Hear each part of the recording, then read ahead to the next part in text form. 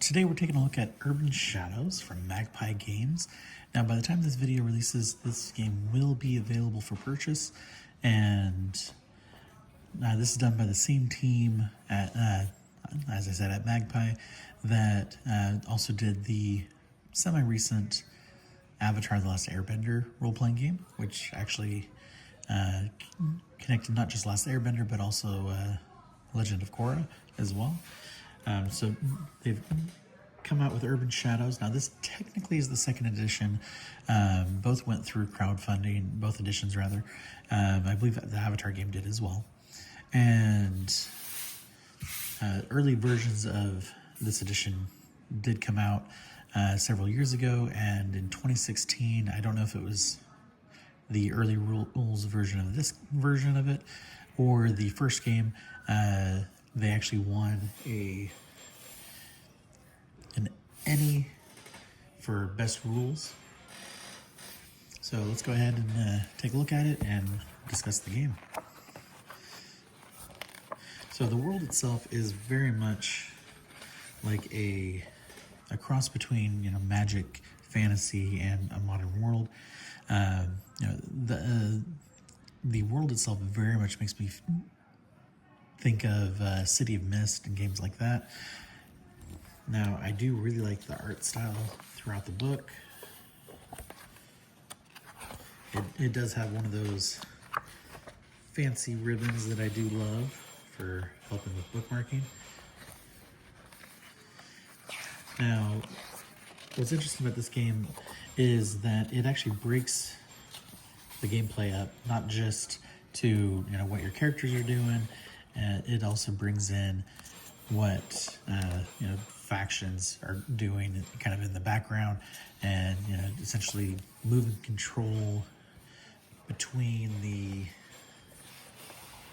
players and either the factions they represent or other factions that are kind of taking over areas to kind of focus on the politics of the world. And I think that is actually handled very well in this game. And like I said before, I really enjoy the artwork. It's got a great style.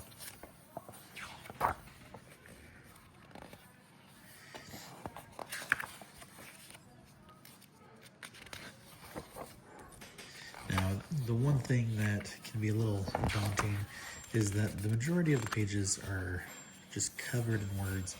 They're not broken up very often, and so it does kind of take a little bit away, but it does give you a rule like this, and then actually gives you kind of an example of how that plays out and what that means for whatever action you've chosen. Or in this case, core moves is really what they call most of your actions. So the game has a unique take on character creation. So like as you choose your character, you choose where they're from, like not just the city, but narrow it down to essentially the section of the city. And then you pick things like playbooks, which essentially are more kind of defining their roles. And some of them kind of go more towards like what type of creature they are in this fantastic world or fantasy world, where others are more specifically about the politics themselves. And so depending on which one you choose can definitely impact how you play, assuming that your players do actually get quite involved with playing their characters accurately.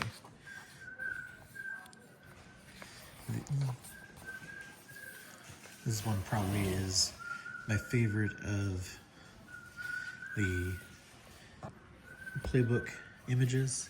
It gives me a very samurai feel.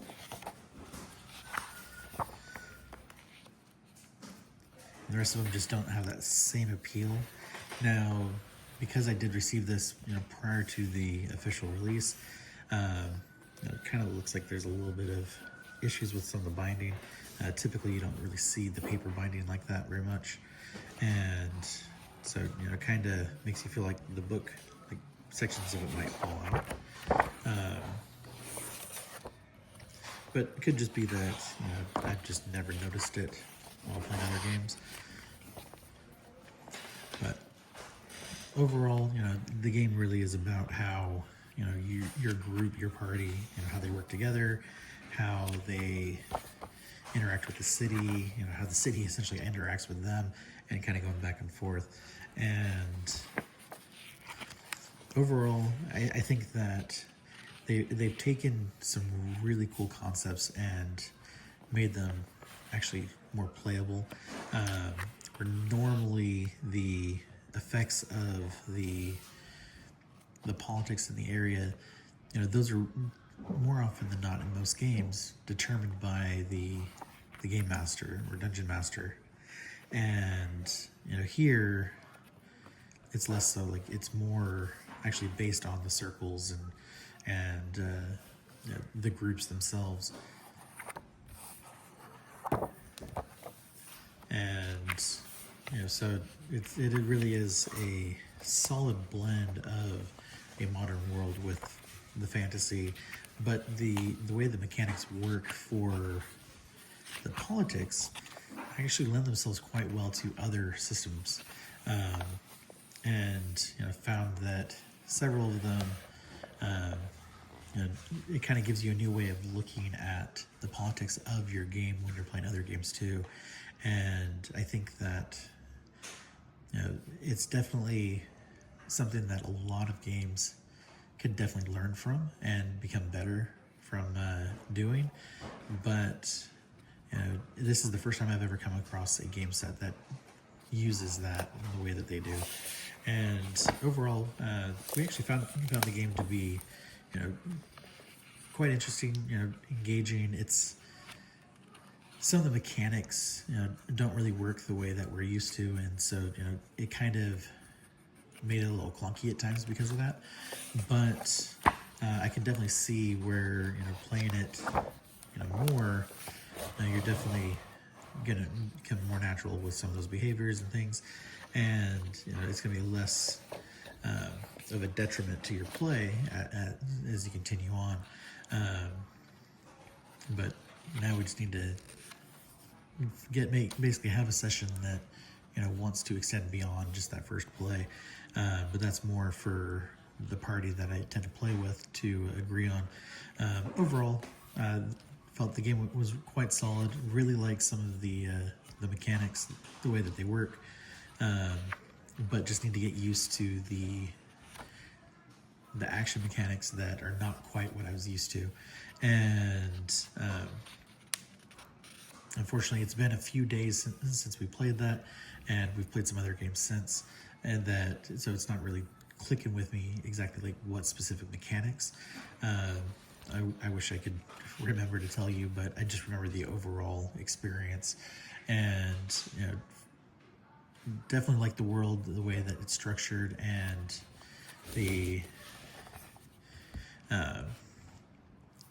way that they've built up the politics more than probably anything.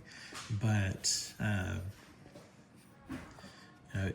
it definitely felt like, again, that some of the mechanics were a bit on the clunky side, but that may just be, again, our first time playing this type of game and not being quite used to it. But that's it for today. Thank you guys, as always, for watching, and we will catch you next time.